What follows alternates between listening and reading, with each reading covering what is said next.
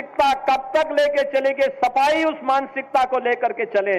हम तो राम की परंपरा पर विश्वास करने वाले हैं, हम कृष्ण की परंपरा पर विश्वास करने वाले हैं, बाबा विश्वनाथ और माई सरयू मैया पर विश्वास करने वाले हैं। लेकिन आज आप अयोध्या जाते होंगे, आज आप अयोध्या जाते होंगे, बहनों और भाइयों, अयोध्या का विकास हुआ ना? वाह, अयोध्या देखो ना, ये समाजवादी पार्टी वहां कार सेवकों पर गोलियां चलाते थे। आज आप अयोध्या का कोई व्यक्ति दुनिया के अंदर कहीं जाएगा, अयोध्या का नाम लेंगे लोग।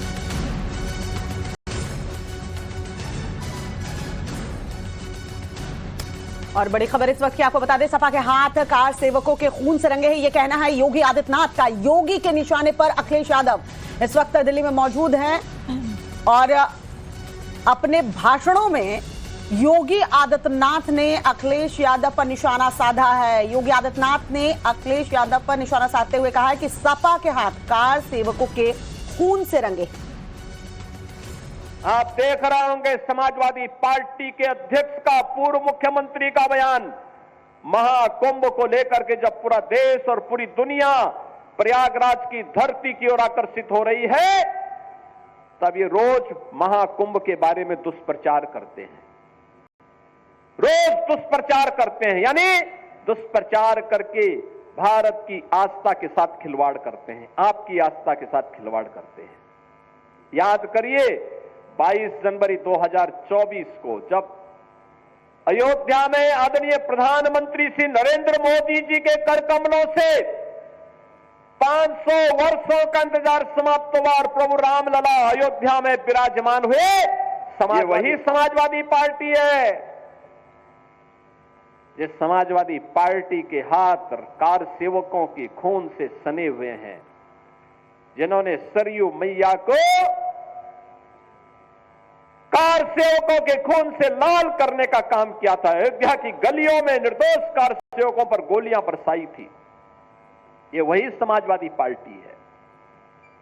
अयोध्या में राम मंदिर का विरोध करती है, महाकुंभ का विरोध करती है।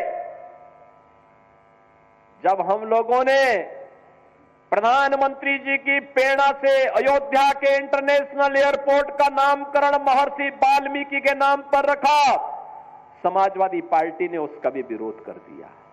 हमारा एक इंस्पेक्टर भी, उत्तर प्रदेश पुलिस का एक इंस्पेक्टर शहीद हुआ है, माफिया और अपराधियों का।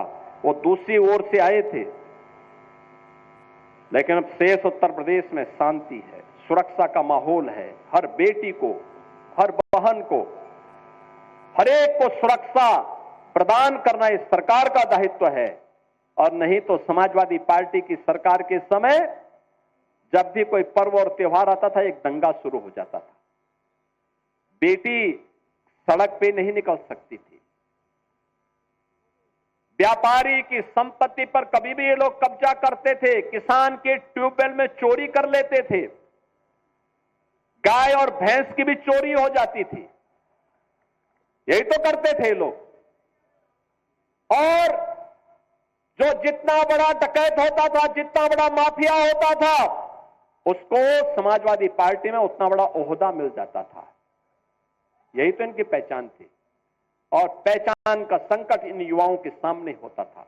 उत्तर प्रदेश के बाहर जाते थे, लोग बोलते थे पहले कि उत्तर प्रदेश से, लोग उसकी तरफ से मुंह मोड़ लेते थे।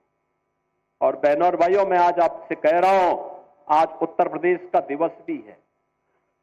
आज ही के दिन 1950 में नोटिफिकेशन निकला था उत्तर प्रदेश नाम से, आज ही के दिन निकला था। 2 जनपद उस समय जुड़े थे उत्तर प्रदेश में, वाराणसी भी और रामपुर भी। और 1950 में तब उत्तर प्रदेश का गठन हुआ था, आज ही के दिन। 75 वर्ष आज उत्तर प्रदेश ने पूरे के। ये 76वें वर्ष में हम प्रवेश कर रहे हैं। और इन 76 वर्षों में अगर आप देखेंगे तो जिस गौरव के साथ उत्तर प्रदेश का नागरिक सिर उठा करके पूरे देश के अंदर जाएगा, हर व्यक्ति अयोध्या के साथ साथ उत्तर प्रदेश के नाम पर भी आपको सम्मान देने को आज तैयार है। और बहनों और भाइयों, इसी उत्तर प्रदेश को आगे बढ़ाने के लिए देश की पहली सोलर सिटी अयोध्या बनी है। वहां जितनी लाइट जलती है वो रिन्यूएबल एनर्जी है, सोलर सिटी के रूप में ये बनी है। और बहनों और भाइयों, यही नहीं, आज अयोध्या की सड़कें 4 लेन की, 6 लेन की, लोग देखने के लिए आ रहे हैं, सेल्फी ले रहे हैं। इसका लाभ मां सरयू का पानी जब राम जी की पेड़ी में आता है, समाजवादी पार्टी के समय में आपने राम जी की पेड़ी को देखा होगा, और जल वहीं सड़ता रहता था। लोग आते थे, देख करके संकोच के मारे एक डुबकी चुपचाप लगा करके किसी तरह से निकल पाते थे। आज तो एक ओर से आ रहा है, हर जी की पेड़ी हरिद्वार की तर्ज पर ही राम जी की पेड़ी का जल भी हर व्यक्ति को पुण्य का भागीदार बना देता है जो अयोध्या आता है। दीपोत्सव एक नई पहचान दे रहा है, तो इसका लाभ यहां भी तो प्राप्त होना चाहिए, मिल्कीपुर में भी तो प्राप्त होना चाहिए। और इसके लिए तभी ये हो पाएगा जब अच्छे लोग चुने जाएंगे, अच्छे लोग चुने जाएंगे। हमारे यहां पर विधायकगण है, श्री रामचंद्र यादव जी रुधौली में विकास के लिए निरंतर प्रयास करते हैं, लगातार लगे रहते हैं। अमित चौहान जी लगातार लगे रहते हैं, लगातार उनके द्वारा प्रयास किया जाता है। ऐसे ही वेद प्रकाश गुप्ता जी अयोध्या में है ही, लगातार कार्य करते हैं। बहनों और भाइयों, लल्लू सिंह जी सांसद के रूप में तमाम परियोजनाएं अयोध्या के लिए लेकर के आए, विकास की अनेक योजनाओं को लेकर के आए। रेलवे स्टेशन का हो, एयरपोर्ट का हो, या फिर अयोध्या की कनेक्टिविटी को और बेहतर बनाने का हो, ये सभी कार्य आगे बढ़े, निरंतर आगे बढ़ रहे हैं। बाबा गोरखनाथ ने विधायक के रूप में अपने स्तर पर प्रयास किए थे, लगातार कार्य कर रहे थे। रामू प्रियदर्शी जी बहुत पहले अयोध्या के विधायक थे, मिल्कीपुर से विधायक थे, स्वावल के नाम पे विधानसभा थी। इन्होंने उस समय प्रयास किए। कब्बू तिवारी जी ने अपने समय में गोसाईगंज के विकास के लिए पूरा प्रयास किया। बहनों और भाइयों, भारतीय जनता पार्टी में रह करके जो भी कार्य करेगा, विकास के लिए पैसे की कमी कहीं आड़े नहीं आने दी जाएगी, क्योंकि यहां पर परिवारवाद नहीं, यहां पे जातिवाद नहीं, यहां तो एक ही वाद है और वह है राष्ट्रवाद है, केवल राष्ट्रवाद है।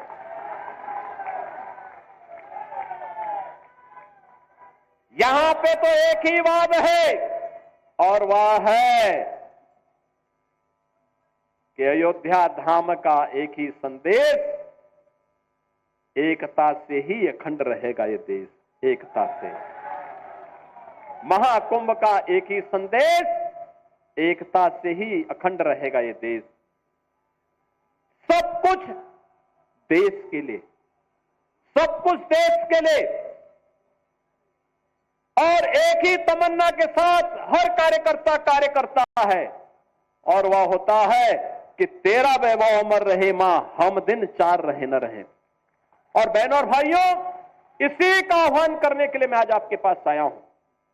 मिल्कीपुर विकास की बुलंदियों को छूते हुए आगे बढ़े, इसके लिए भारतीय जनता पार्टी ने एक जुझारू प्रत्याशी के रूप में श्री चंद्रभान पासवान को आपके सामने दिया है, आपके सामने दिया है।